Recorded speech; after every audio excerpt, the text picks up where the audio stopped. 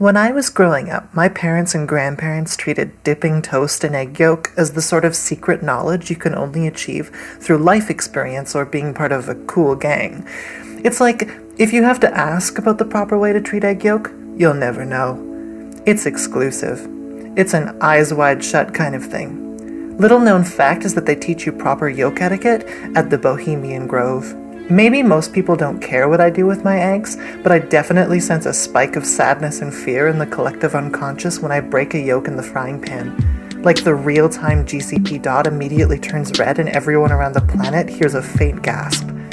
The funny thing about this is that somehow I've been infected. My ego takes a hit every time I break a yolk, like I've done something wrong. But it's not like it's going to affect my experience. My egg philosophy is firmly in a part of my brain that does not care. I crack an egg into a frying pan of hot olive oil and I'm going to eat whatever comes out of that process, no matter what it looks like, no matter what it smells like. Besides, it's going to have so much of that extra hot peri-peri sauce on it that it won't be recognizable as eggs by the time I eat it anyways. That tingling feeling you just had, that was another spike in the global consciousness.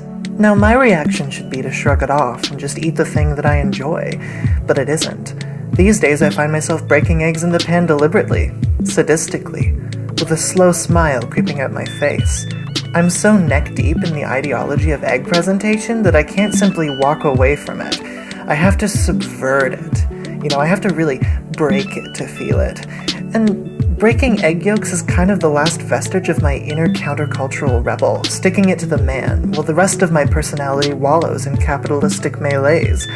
The materialism limbo of waiting for the oven timer to go off that will tell me to flip the frozen French fries. I never flip them, though. I've always had a problem with authority, and especially with the authority of instructions on frozen food.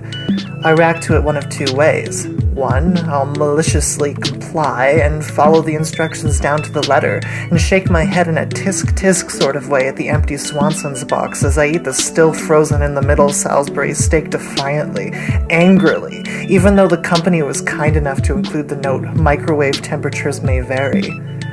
Or two, I'll just toss it all onto a baking tray and cook it at whatever temperature I arbitrarily set the oven to. 435 degrees? Sounds hot to me. It'll probably cook my food.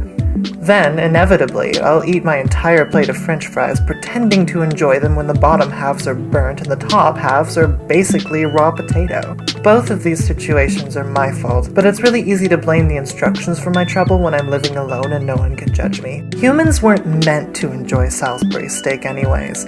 It's like an activated charcoal cleanse, but I'm cleansing my body not of toxins, but of the it factor. I feel like I don't have much to begin with.